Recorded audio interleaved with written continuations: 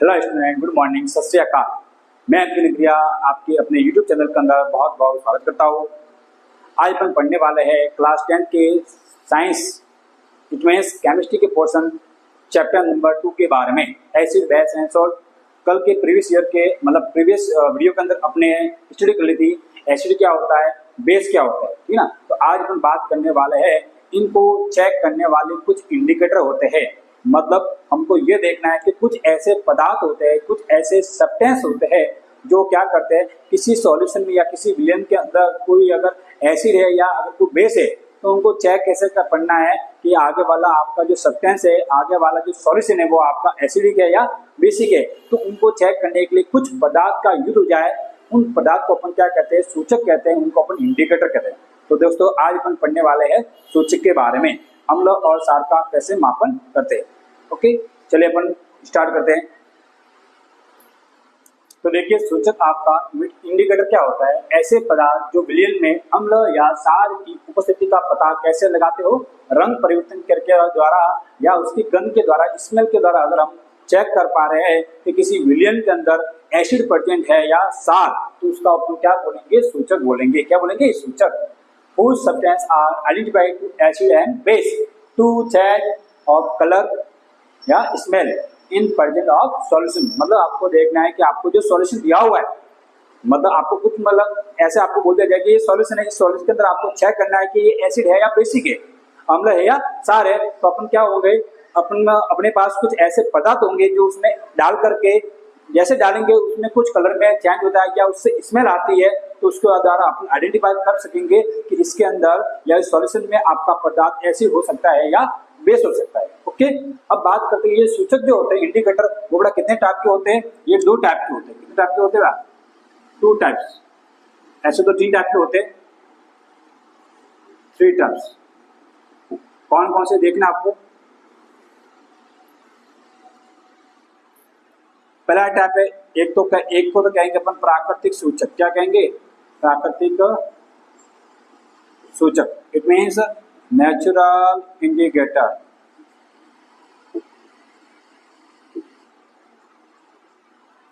दूसरा होगा आपका कृत्रिम सूचक, इसको बोलेंगे अपन आर्टिफिशियल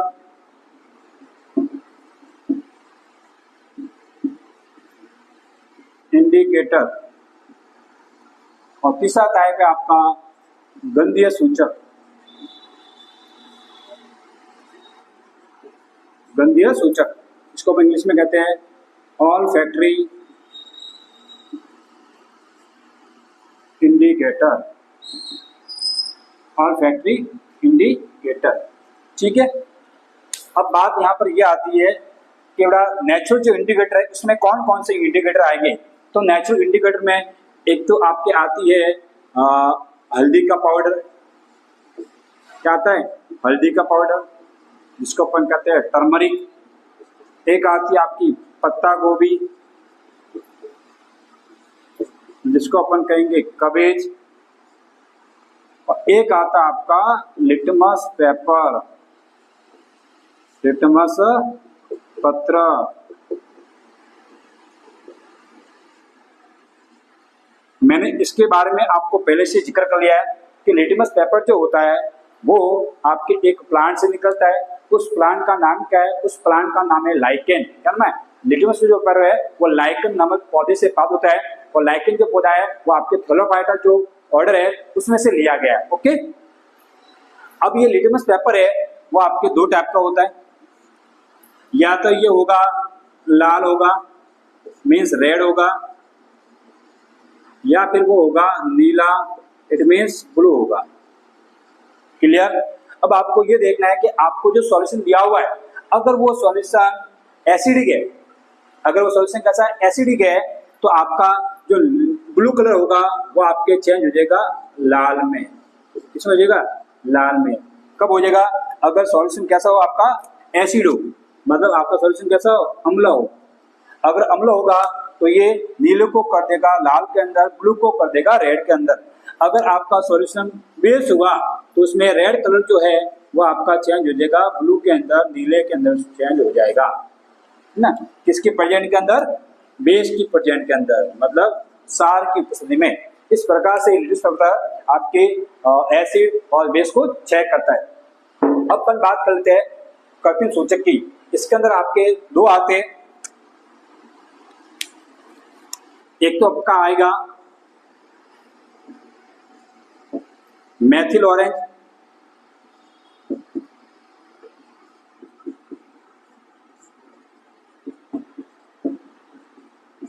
मैथिल ऑरेंज आएगा, और दूसरा आपका होता है फिनोप्थिलीन।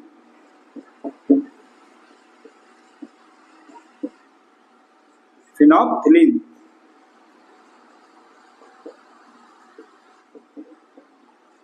ओके। अगर बात की जाए फिनोप्थिलीन की, अगर फिनोप्थिलीन की बात क्या है तो फिनोप्थिलीन जो होता है, अगर आपका सॉल्यूशन कैसा है, एसिडिक है, कैसा है, एसिडिक है, अगर आपका सॉल्यूशन कैसा है, एसिडिक है, तो उसमें अगर फिनोप्थिलीन की कुछ ड्रॉप डालोगे, कुछ बूंद डालोगे, तो अगर आपका सॉल्यूशन पहले से एसिडिक हुआ तो उसके कलर में कोई चेंज नहीं होगा, मतलब या तो वो चेंज नहीं होगा या उसका कलर हो जाएगा रंगहीन, मतलब हो सकते हैं कलर लेस हो जाएगा। क्या हो जाएगा, कलर लेस हो जाएगा। बस ये सार हुआ, बेसिक हुआ, मतलब आपने जो सॉल्यूशन लिया है अगर वो बेसिक हुआ तो बेसिक होगा ना, तो जैसे ही उसके अंदर फिनोप्थिलीन कुछ बूंद डालेंगे तो डालने पर ही उसका रंग कैसा आएगा, उसका रंग आ जाएगा गुलाबी। कैसा आ जाएगा, गुलाबी आ जाएगा, इट मीन्स पिंक आ जाए है। जैसे उसका रंग अगर पिंक होता है, इसका मतलब आपको फिक्स हो गया है कि अपने जो सॉल्यूशन लिया है वो सॉल्यूशन कैसा है, आपका बेसिक है, इट मीन्स सार है। क्लियर। अब बात करते हैं अपन मैथिल ऑरेंज के बारे में। मैथिल ऑरेंज क्या करता है, ये भी अगर आपका सॉल्यूशन देखना है कि सॉल्यूशन आपका अगर एसिडिक हुआ, एसिडिक हुआ और या सार मतलब बेसिक हुआ, अगर एसिडिक हुआ तो ये उसकी मैथिल ऑरेंज की कुछ बूंद डालने पर ही इसका कलर जो चेंज हो जाएगा वो हो जाएगा लाल के अंदर। कैसा हो जाएगा, लाल के अंदर कलर चेंज होता है। अगर आपका जो सॉल्यूशन हुआ है, जैसे उसके अंदर मैथिल ऑरेंज के कुछ ड्रॉप डालते हैं और ड्रॉप डालने पर अगर उसका कलर, जो भी सॉल्यूशन है उसका कलर अगर हो जाता है रेड हो जाता है, इसका मतलब जो सॉल्यूशन दिया है, जो विलेन दिया है वो कैसा होगा, आपका एसिडिक होगा, अम्लीय होगा। लेकिन अगर उसका कलर लाल की बजाय हो जाता है पीला, कैसा हो जाता है, पीला हो जाता है, तो वो सॉल्यूशन कैसा होगा आपका, वो सॉल्यूशन आपका होगा बेसिक, इट मींस सारीय होगा। ठीक है। अब बात करते अपन गंधीय सूचक की, मीन्स ऑल्फैक्टी आपके इंडिकेटर, मतलब इसका नाम से इस पर गंधीय, मतलब ऐसे सूचक जो होते हैं जो गंध के द्वारा पता लगाते हैं कि आपका जो सॉल्यूशन है वो आपका एसिडिक होगा या बेसिक होगा। तो गंधीय सूचक को आपको देखना है, इसमें आपके दो ही एग्जांपल आते हैं, एक तो है आपका प्याज और एक है आपका वेनिला। वेनिला, वेनिला आइसक्रीम, हाँ, नाम सुन करके मुंह में पानी आ गया हो गया।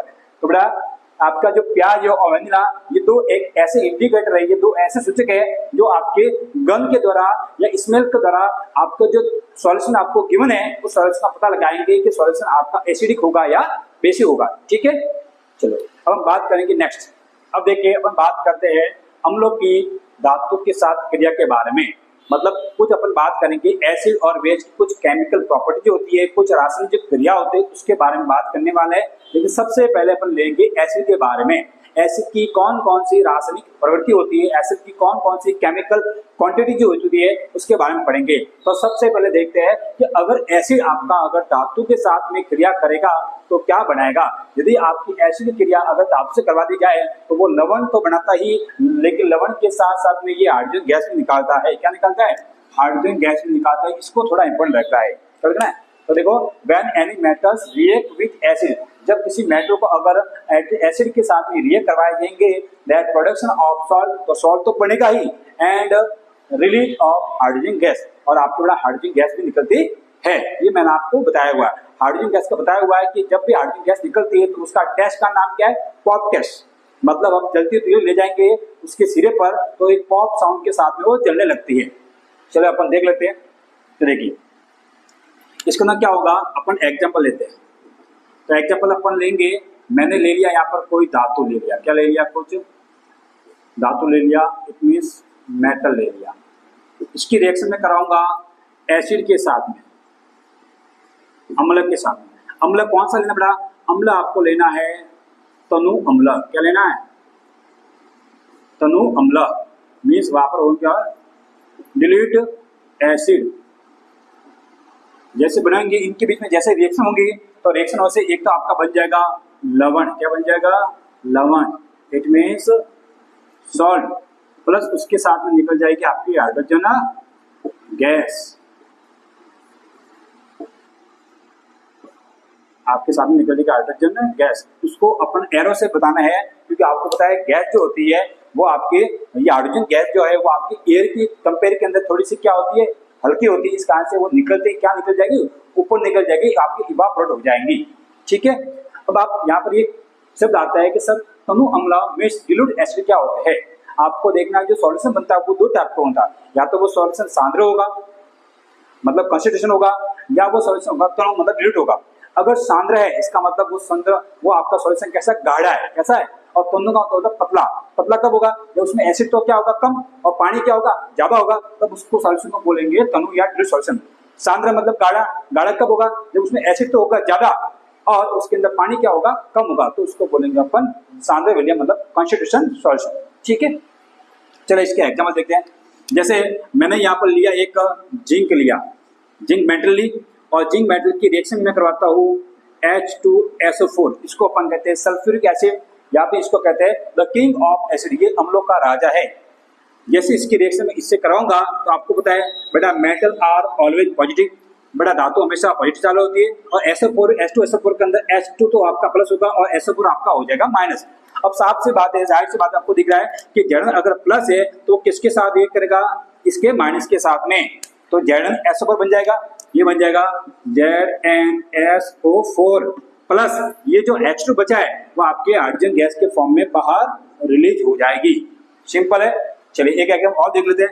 जैसे मैंने एक लिया मैग्नीशियम लिया, क्या लिया बड़ा, मैग्नीशियम, ये भी मेटल होता है। इसकी रिएक्शन में इसके साथ में कराकर अब मैं कराता हूँ आपके HCl मीन्स हाइड्रोक्लोरिक एसिड, जिसको अपन कहते हैं गैस्ट्रिक जूस, जठरस कहते हैं। ठीक है, अब ये भी बताया कि sir metal are always positive charge और HCl के अंदर H जो होगा प्लस होगा और Cl आपका माइनस होगा। तो आपको कॉमन सी बात दिख रही है कि यहाँ का जो Mg प्लस है वो HCl में Cl के साथ रिएक्ट करेगा। किसके साथ करेगा, Cl के साथ रिएक्ट करेगा। तो यहाँ पर ये बन जाएगा MgCl प्लस, अब यहाँ पर बच गया H, क्या बच गया H। अब आप बोलो सर H तो हमेशा H2 के फॉर्म में होता है, हाइड्रोजन जो गैस निकलनी चाहिए वो हमेशा H2 गैस के फॉर्म में निकलते हैं, बट यहाँ पर एक H रख गया है। तो बेटा आपको मैंने सिखाया हुआ है कि आपको इक्वेशन को, आपको समीकरण को क्या करना है, बैलेंस करना है। तो देखिए मुझे अगर यहाँ पर H2 गैस निकालनी है तो मुझे HCl के कितने मॉलिक्यूल लेने पड़ेंगे, 2। कितने लेने पड़ेंगे, 2। तो आप बोलोगे सर अब 2 होंगे, तो इसका मतलब Mg 1 है और Cl भी कितना हो गया 2, तो यहाँ पर MgCl2 हो जाएगा और ये H कितना होगा 2 होगा, तो मैं यहाँ पर H2 गैस लिख लूंगा। क्लियर। चलो एक और देख लेते हैं। जैसे कि मैंने एक लिया बड़ा आयरन लिया, क्या लिया, आयरन Fe, इसकी रिएक्शन में कराता हूँ वही sulphuric acid the king of acid के साथ में कराता हूँ। तो इसके अंदर भी क्या होगा, अब आपको समझ आएगा कि मेटल पॉजिटिव होते हैं तो ये यहाँ से निकल करके उसके SO4 के साथ रिएक्ट करके तो ये बन जाएगा आपका FeSO4, FeSO4 means ferrous sulphate, और आपकी H2 जो गैस है वो आपके बाहर निकल जाएगी। क्लियर, इसमें कोई डाउट है। देखो इसमें मेन प्रोडक्ट आपको इसका क्वेश्चन कभी गया एग्जाम में आया हुआ है कि जब क्या होता है, जब धातु अम्ल के साथ क्रिया करते हैं, what happen, metal are react with the acid. तो आपको साफ साफ लिखना है। अगर उसको एक्सप्लेन करने का बोल दिया जाए तो आपको इसमें डेफिनेशन लिख करके आपका एक एग्जाम लिखना है। लेकिन आपको छोटा सा क्वेश्चन पूछा है तो आपको लिखना है कि उसमें एक तो लवण बनता है मतलब सॉल्ट बनता है और साथ में हाइड्रोजन गैस भी क्या होती है, रिलीज होती है। यह आपको ध्यान रखना है, हाइड्रोजन गैस क्या होती है, रिलीज होती है। और इस गैस का टेस्ट का नाम क्या है, इस गैस के टेस्ट का नाम है पॉप टेस्ट। क्या नाम है बेटा, पॉप टेस्ट। इसमें आगे चलिए अब देखिए नेक्स्ट आपकी जो रिएक्शन है, अम्ल की जो क्रिया कराएंगे कार्बोनेट के साथ में या फिर करवाएंगे बाइकार्बोनेट के साथ में, तो क्या क्या होता है। तो देखिए जब धातु क्रिया कार्बोनेट या बाइकार्बोनेट के साथ करवाते हैं तो एक तो लवण बनता है, साथ में आपकी निकलती है CO2 गैस, वहां पर भी आपका लवण बना था और वहां पर निकली थी आपकी हाइड्रोजन गैस। जब किससे क्रिया करवाई थी? मेटल के साथ में धातु से।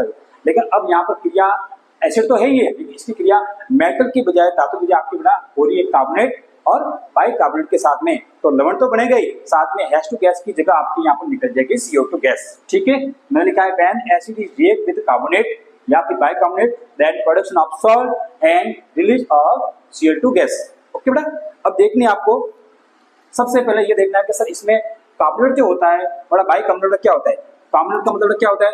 इसके पीछे बड़ा मेटल जो होगा, देखो कार्बोनेट कभी अकेले नहीं होता है, कार्बोनेट के साथ में हमेशा मेटल होगा, मतलब मेटल कार्बोनेट। तो ये जहां पर भी कार्बोनेट होगा वहां पर बड़ा मेटल के पीछे लग जाएगा आपका CO3, और जहां पर भी आपका बाइकार्बोनेट है वहां पर आपका लग जाएगा HCO3। इसको कहते हैं बाइकार्बोनेट, इसको अपन कहते हैं कार्बोनेट। इसका एक नाम और भी है, इसको अपन बाइकार्बोनेट की जगह अपन ये बोल सकते हैं हाइड्रोजन कार्बोनेट। क्या बोलते हैं? Hydrogen carbonate. ठीक है, चलो अपन कराते हैं। सबसे पहले देखते हैं कार्बोनेट के साथ में। तो मैंने लिया यहाँ पर ये को लिया धातु कार्बोनेट लिया, मेटल कार्बोनेट लिया।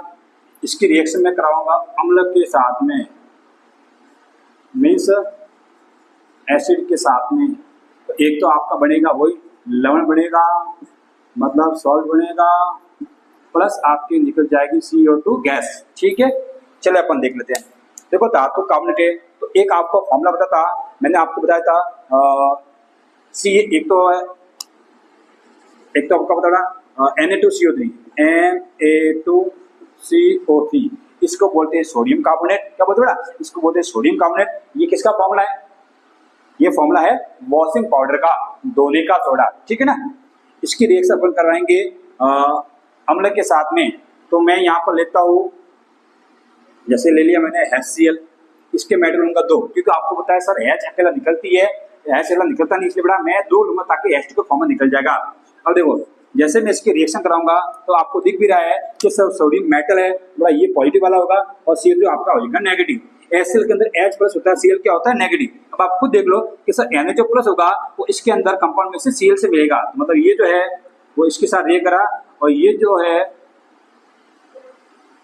ये इसके साथ ये करेगा। तो देखिए यहाँ पर एक तो बन जाएगा Na कितने 2 और Cl भी कितने 2, तो ये बन जाएगा 2NaCl। ठीक है, अब आपके देखो क्या बन जाएगा, एक बन जाएगा H2 है, H कितने 2 है और यहाँ पर CO3 है, लेकिन हमको निकालनी है CO2। CO3 को गैस थोड़ी होती है, CO2 होती है। लेकिन जैसे बड़ा इसमें से CO2 गैस निकलेगी, देखो CO2 गैस निकलेगी मतलब CO2 निकले, मतलब यहाँ का एक ऑक्सीजन आपका बच गया है। तो यहाँ का एक ऑक्सीजन इन 2 हाइड्रोजन को लेकर के आपका बन जाएगा आपका वाटर, मीन्स H2O।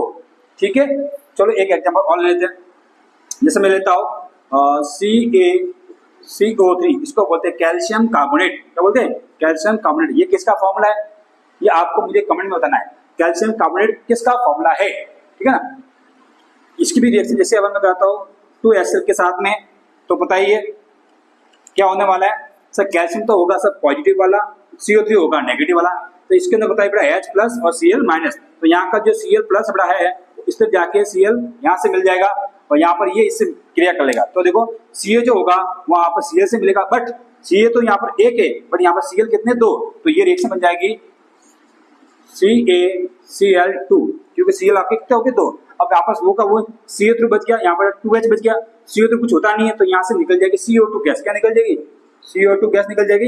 यहाँ का एक O बचा हुआ है, वो यहाँ की 2 हाइड्रोजन को लेकर आपका बना लेगा H2O। क्या बनेगा? H2O। ठीक है, चलिए अपन दूसरा एग्जाम्पल देखते हैं, बाइकार्बोनेट वाला। क्या देखते हैं ना, तो यहाँ पर लेके अपन धातु बाइकार्बोनेट, मेटल बाइकार्बोनेट, इसकी रिएक्शन कराएंगे वही अम्ल के साथ में, मीन्स एसिड के साथ में। तो यहाँ पर भी एक तो आपका वही लवण बनेगा, इट मीन्स सॉल्ट तो बनेगा ही, और साथ में CO2 गैस निकल जाएगी, साथ में CO2 गैस निकल जाएगी। तो देखिए अपन लेते हैं धातु बाइकार्बोनेट। इसका एग्जाम्पल लेके अपन, जैसे मैंने लिया HCO3, ये आपका धातु मतलब सोडियम हो गया, इसको बोलते हैं बाइकार्बोनेट। तो सोडियम बाइकार्बोनेट, ये क्या है? Sodium bicarbonate. इसका एक नाम और भी है, सोडियम बाइक की जगह बोल सकते हैं हाइड्रोजन, तो सोडियम हाइड्रोजन कार्बोनेट। अब मुझे आपको कमेंट करके बताना है कि इसका उपनाम क्या है, इसका जनरल नेम क्या है। सोडियम बाइकार्बोनेट को किस नाम से और भी जानते हैं, ठीक है। चलिए अब इसकी रिएक्शन आपको करनी है। जैसे मैंने ले लिया H2SO4, इसका केमिकल नेम तो होता है सल्फ्यूरिक एसिड, और उसका जनरल नेम जो होता है वो होता है अम्लों का राजा, मींस किंग ऑफ एसिड। तो जैसे इसकी मैं रिएक्शन करवाऊंगा तो आपको पता ही है सर सोडियम जो होता है मेटल है तो बड़ा वो तो पॉजिटिव वाला होगा, बड़ा ये वाला पूरा क्या होगा, नेगेटिव होगा। और इसके अंदर H2 बड़ा क्या प्लस, और SO4 क्या होता है माइनस। तो साफ दिखा सर, यहाँ का जो Na होगा वो सर ये के SO4 से मिल जाएगा। किससे मिल जाएगा? SO4 से मिल जाएगा। तो देखो ये बन जाएगा आपका NaSO4, NaSO4, ठीक है। बच्चा आपका कौन था?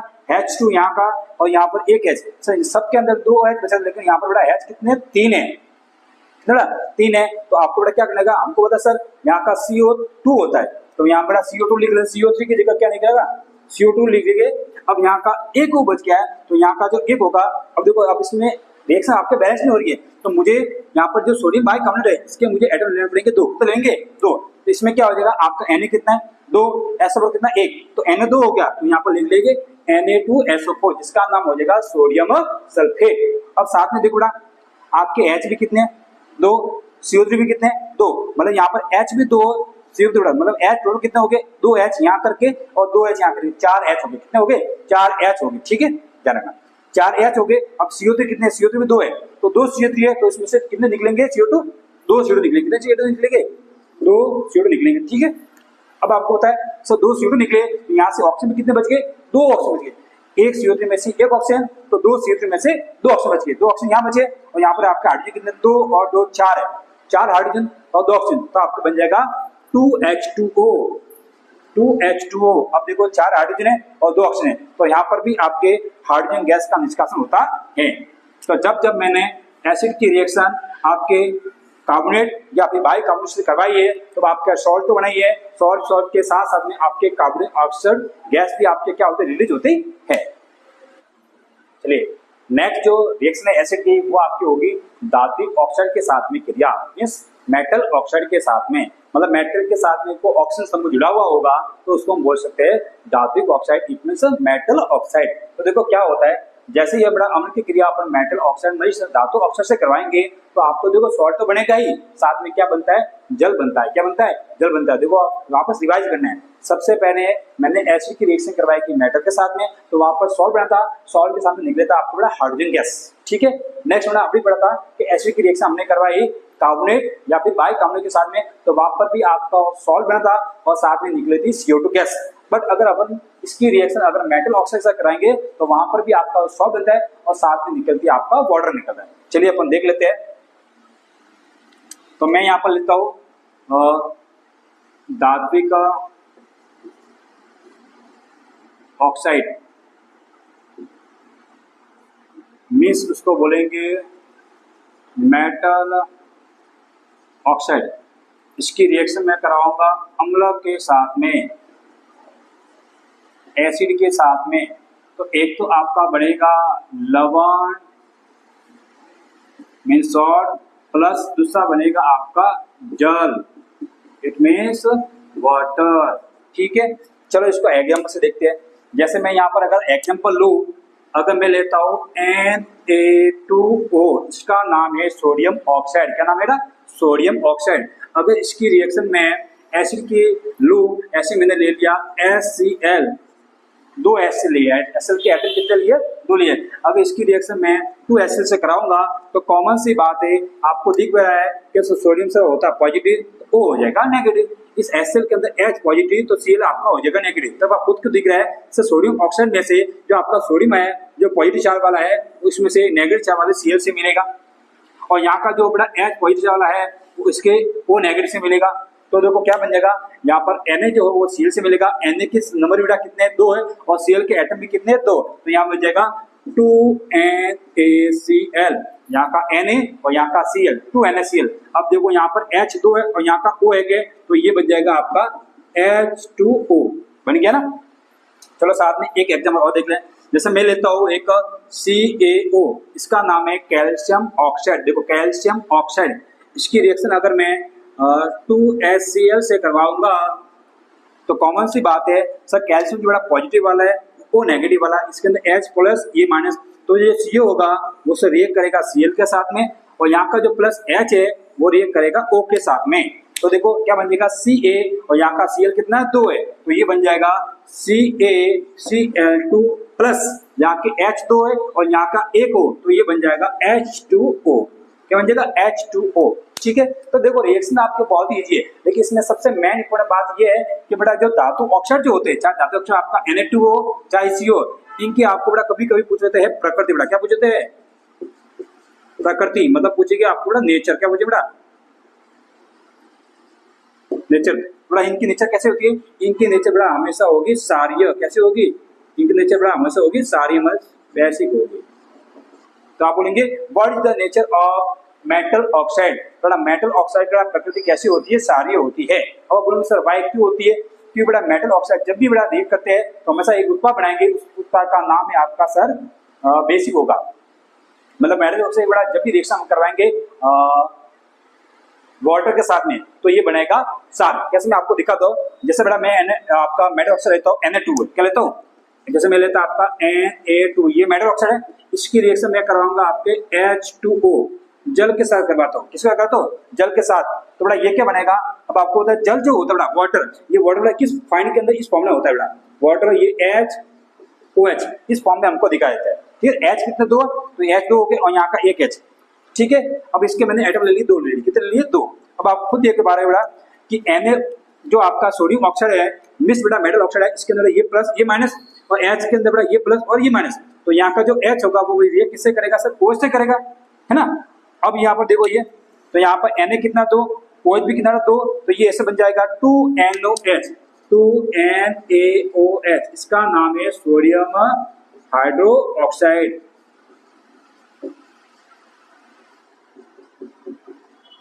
इसको अपन क्या कहते हैं? इसको अपन कहते हैं कास्टिक सोडा। क्या कहते हैं बेटा? इसका जनरल नाम है कास्टिक सोडा। ठीक है, तो ये बन जाएगा। अब साथ में बेटा क्या बन जाएगा? आपके 2H बचे हुए और यहाँ पर आपका बचा हुआ 1 O, तो ये बन जाएगा आपका H2O। क्या बन जाएगा बेटा? H2O। अब आपको बताइए NOH जो होता है और एक होता है KOH, ये दोनों क्या है? ये दोनों स्ट्रॉन्ग बेस है, मतलब दोनों प्रबल सारे हैं। तो जैसे मैंने मेटल ऑक्साइड की रिएक्शन वाटर से करवाई तो उसने एक बेसिक प्रोडक्ट दिया, उसने एक सारी उत्पाद दिया। इस कारण से इसकी बेटा नेचर कैसी होती है? आपकी बेसिक होती है। इसकी नेचर कैसी होती है? सारी होती है। तो इसका क्वेश्चन आपका एग्जाम में आता रहता है। ठीक है।